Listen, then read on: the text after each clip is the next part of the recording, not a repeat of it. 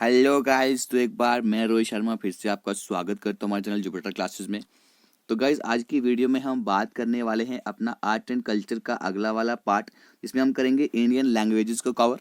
ठीक है, इसके बाद आपका एक और पार्ट रहता है, उसको हम करेंगे मंडे को कवर। और गाइस मैं बता दूं, कल आपका मॉक टेस्ट होने वाला है। ठीक है, कल आपका यहाँ पे मॉक टेस्ट नंबर 1 में कंडक्ट करने वाला हूँ यहाँ पर। ठीक है, कल एग्जैक्ट आपको 9 बजे यहाँ पर एक मॉक टेस्ट मिल जाएगा, उसको अटैम्प्ट कीजिएगा। ठीक है, और अगर अभी तक आपने हमारी एप्लीकेशन डाउनलोड नहीं की, डाउनलोड कीजिए। ज़्यादा बातें यहाँ पर मैं नहीं करता हूँ। ठीक है, शुरू करते हैं आज की वीडियो। तो देखते हैं सबसे पहले,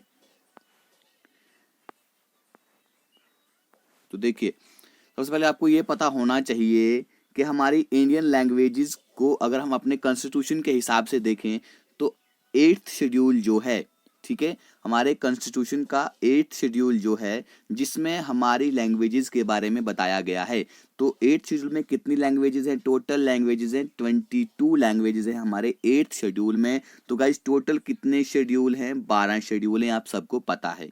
ठीक है, ओरिजिनली जब हमारा कॉन्स्टिट्यूशन बना था उस वक्त हमारी जो लैंग्वेजेस थी वो 14 लैंग्वेज थी। ठीक है, हमारे 8वें शेड्यूल में। उसके बाद कुछ लैंग्वेजेस को यहाँ पर ऐड किया गया है, वो आप देखिए कौन सी लैंग्वेज ऐड करी गई है, कब करी गई है।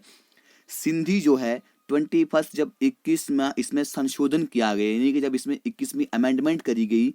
ठीक है, तो उसके अंदर 1967 में सिंधी को यहाँ पर ऐड किया गया। उसके बाद कोंकणी, मणिपुरी, नेपाली लैंग्वेज को 71st अमेंडमेंट 1992 में इसको ऐड करा गया।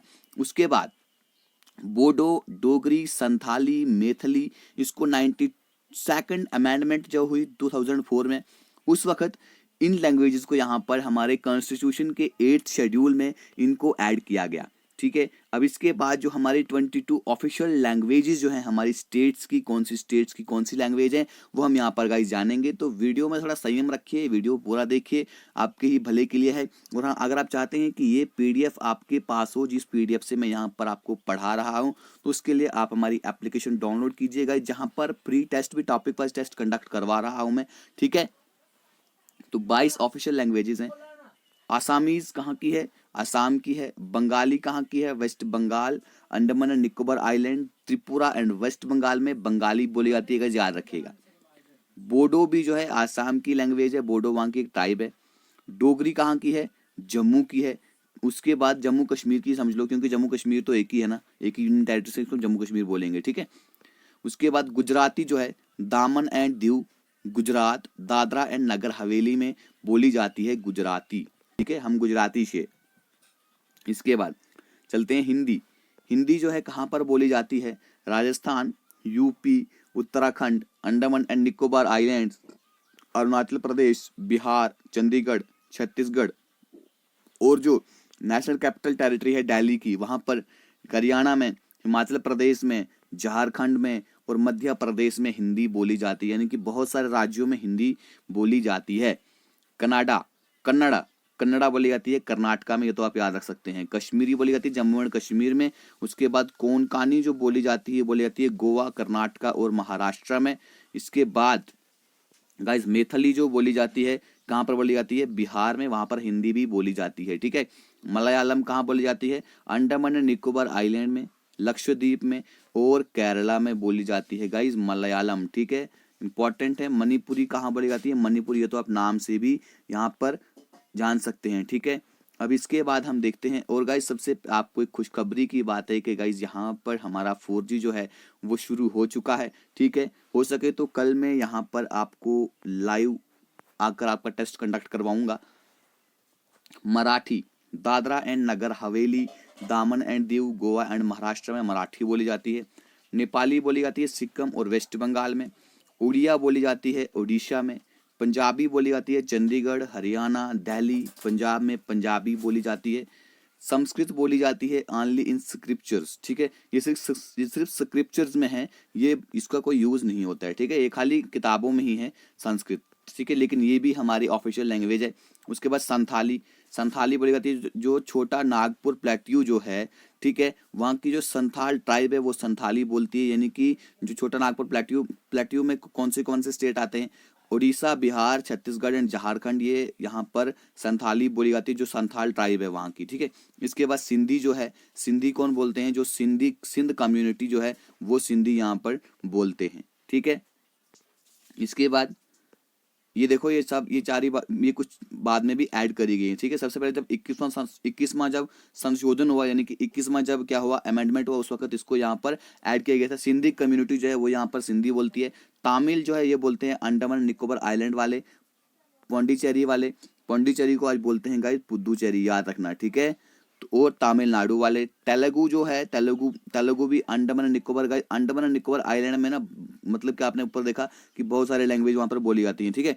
आंध्र प्रदेश एंड तेलंगाना में बोली जाती है तेलुगु। उसके बाद उर्दू बोली जाती है कहाँ पर, आंध्र प्रदेश में, दिल्ली में, जम्मू एंड कश्मीर में, यूपी में और तेलंगाना में उर्दू बोली जाती है, ठीक है। अब हम देखते हैं कुछ इंपॉर्टेंट पॉइंट है लैंग्वेजेस से रिलेटेड, जो कि आपको याद रखने हैं, आपके एग्जाम पॉइंट ऑफ व्यू से मोस्ट इंपॉर्टेंट पॉइंट्स है, जिनको आप कभी भी मिस नहीं कर सकते।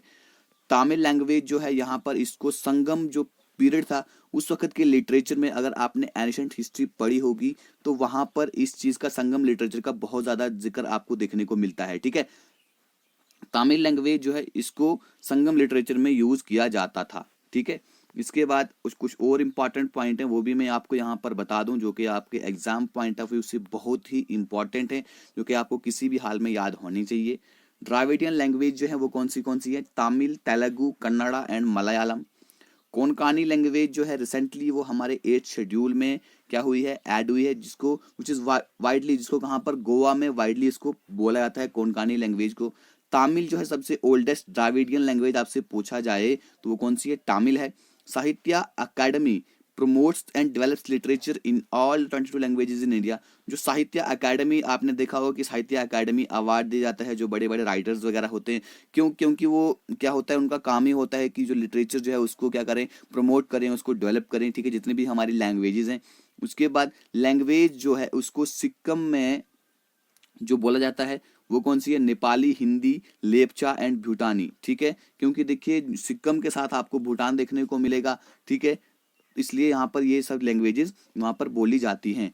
Languages spoken in Lakshadweep, Lakshadweep island में जो लैंग्वेज स्पोक की जाती है, यानी कि जो बोली जाती है वो है मलयालम। ओल्डेस्ट इंडियन लैंग्वेज, ये इंपॉर्टेंट पॉइंट, इसको स्टार लगा दीजिए। ओल्डेस्ट इंडियन लैंग्वेज कौन सी है, वो है तमिल, कौन सी है, तमिल। और ऑफिशियल लैंग्वेज जो है नागालैंड की वो है इंग्लिश, नागालैंड की जो ऑफिशियल लैंग्वेज है वो है इंग्लिश। और जो इंडियन लैंग्वेज, यहाँ पर इंडियन लैंग्वेज नॉन इज, जो इंडियन लैंग्वेज है जिसको इटालियन ऑफ द ईस्ट कहा जाता है, इटालियन ऑफ द ईस्ट जिस लैंग्वेज को कहा जाता है उसे बोलते हैं तेलुगु, ठीक है। ऑफिशियल लैंग्वेज जो है सुप्रीम कोर्ट और हाई कोर्ट्स की, याद रखना, जो हमारे कॉन्स्टिट्यूशन ने यहाँ पर प्रिस्क्राइब की हैं वो है इंग्लिश, क्या है, इंग्लिश। हमारे ऑफिशियल लैंग्वेज कौन सी है, हमारे हाई कोर्ट की, सुप्रीम कोर्ट की, वो है इंग्लिश। तो गाइस अभी हमारी वीडियो छोटी है, ठीक है, हम क्या करेंगे आज, हम अवार्ड्स को भी यहाँ पर कवर कर लेंगे, ठीक है, जिसके बाद हमारा ये कंप्लीट हो जाएगा।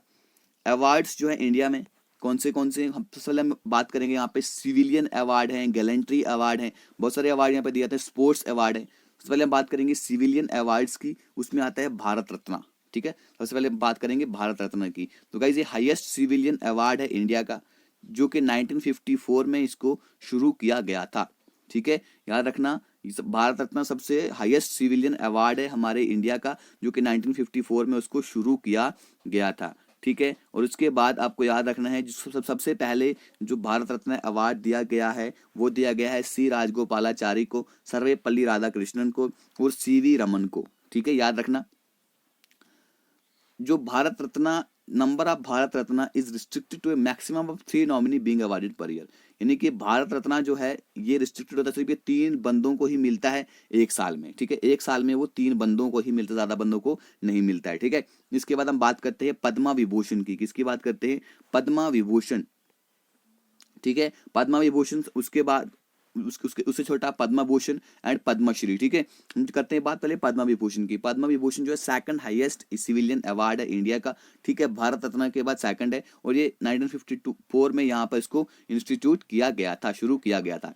पद्म भूषण जो है ये थर्ड हाईएस्ट सिविलियन अवार्ड है इंडिया का, ठीक है, proceeded by the Bharat Ratna, यानी कि भारत रत्न और पद्म विभूषण के बाद पद्म भूषण दिया जाता है, ठीक है। और इसके बाद मिलता है पद्मश्री, और इसको भी 1954 में ही, पद्म भूषण को भी 1954 में ही शुरू किया गया था, ठीक है। इसके बाद है हमारा पद्मश्री। पद्मश्री जो है 4th हाईएस्ट सिविलियन अवार्ड जो है हमारी रिपब्लिक ऑफ इंडिया में, ठीक है। ये हो गए हमारे कुछ अवार्ड। अब हम देखेंगे ये हो गए हमारे सिविलियन अवार्ड। अब हम जानेंगे यहाँ पर स्पोर्ट्स अवार्ड कौन से होते हैं। और पहले राजीव गांधी खेल रत्न अवार्ड, जो कि आपको पता है कि 2020 में 5 लोगों को मिला था, ठीक है।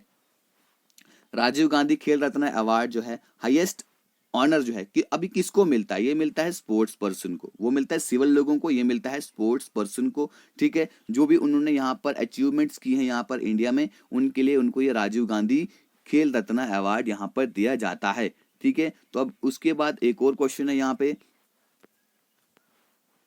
जो पहले रेसिपिएंट हैं, जिसके सबसे पहले जिसको राजीव गांधी खेल रत्न अवार्ड मिला है, तो वो है विश्वनाथन आनंद। तो गाइज ये कौन से स्पोर्ट्स से जुड़े हैं, ये आप मुझे कमेंट बॉक्स में बताएंगे, ठीक है। ध्यानचंद अवार्ड, ध्यानचंद अवार्ड जो है, ये अवार्ड जो है जो वेटरन स्पोर्ट्स पर्सन होते हैं इंडिया के, यानी कि उन्होंने पूरी लाइफ टाइम में क्या अचीवमेंट किया है, उनका जो रिस्पेक्टिव फील्ड, यानी कि जो उनका रिस्पेक्टिव फील्ड है, यानी कि जिस जो वो खेलते थे, ठीक है, तो उसलिए उनको मिलता है ध्यानचंद अवार्ड। उनकी लाइफ टाइम अचीवमेंट के लिए स्पोर्ट्स एंड गेम में उन्होंने क्या अचीव किया है, इसलिए उनको ये अवार्ड दिया जाता है। फिर आता है गाइस हमारे पास द्रोणाचार्य अवार्ड, ठीक है। द्रोणाचार्य अवार्ड जो है ये दिया जाता है स्पेशली कोचेस को, ठीक है। कोचेस को, और जो स्पोर्ट्स टीचर होते हैं उन्होंने कितने अच्छे स्किल यहाँ पर प्रोड्यूस किए हैं बच्चों में, इंडिविजुअल प्लेयर्स में, ठीक है, अलग अलग स्पोर्ट्स में, तो इसलिए दिया जाता है। ये याद रखना किसको दिया जाता है, कोचेस को ये दिया जाता है। सबसे पहले इसको शुरू किया गया था 1985 में, द्रोणाचार्य अवार्ड को यहाँ पर स्टार्ट किया गया था।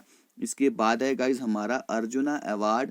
तो अर्जुन अवार्ड जो है ये ministry of youth affairs and sports के द्वारा दिया जाता है। इसके मिनिस्टर कौन है, किरण रिजिजू जी हैं, ठीक है। यहाँ पे जिसने भी आउटस्टैंडिंग अचीवमेंट जो है स्पोर्ट्स में हासिल की है उसको ये दिया जाता है। तो ये 1961 में इंस्टीट्यूट किया गया था। फिर अब चलते हैं हम थोड़ा नीचे, लिटरेचर अवार्ड्स के बारे में जानते हैं, ठीक है। लिटरेचर अवार्ड्स मतलब कि लिटरेचर में कौन से अवार्ड मिलते हैं, ठीक है। ज्ञानपीठ अवार्ड, उसके बाद सरस्वती सम्मान, मूर्ति देवी अवार्ड, बिहारी पुरस्कार, बस आप इनके नाम ही याद रखिए जो कि आपके उससे रिलेटेड हैं, ठीक है। उसके बाद आता है हमारा साहित्य, तो और है हमारा साहित्य अकादमी अवार्ड, ये हमारा लिटरेचर में दिया जाता है। फिर है हमारे गैलेंट्री अवार्ड, ठीक है, जो किसको दिए जाते हैं, जो दिए जाते हैं हमारे वीर, जो हमारे सिपाही होते हैं उनको दिया जाता है। वो कौन से हैं, परमवीर चक्र, महावीर चक्र, वीर चक्र, अशोका चक्र, कीर्ति चक्र एंड शौर्य चक्र। तो गाइज ये दिए जाते हैं जो आर्मी पर्सन होते हैं, ये उनको दिए जाते हैं जिन्होंने क्या किया होता है, बहुत अच्छे काम किए होते हैं आर्मी में जाकर, हमारे देश की रक्षा के लिए अपनी यहाँ पर जान भी न्यौछावर कर देते हैं, ठीक है। उनको ये सब अवार्ड दिए जाते हैं, इनको बोलते हैं गैलेंट्री अवार्ड्स। तो गाइज ये था हमारा अवार्ड का चैप्टर। अब हमारा बचता है हेरिटेज ऑफ इंडिया। ये हम पढ़ेंगे कल वाली वीडियो में, यानी कि कल तो नहीं होगा, कल तो आपका टेस्ट होगा, मॉक टेस्ट नंबर 1 होगा आपका, ठीक है, जिससे मैंने सारी चीज़ों को कवर किया हुआ है, पूरे 30 मार्क्स का रहने वाला है। तो गाइस सारे बच्चे आ जाइएगा कल, ठीक है। तो वीडियो खत्म करते हैं यहाँ पे। Thank you, God bless you all, जय हिंद।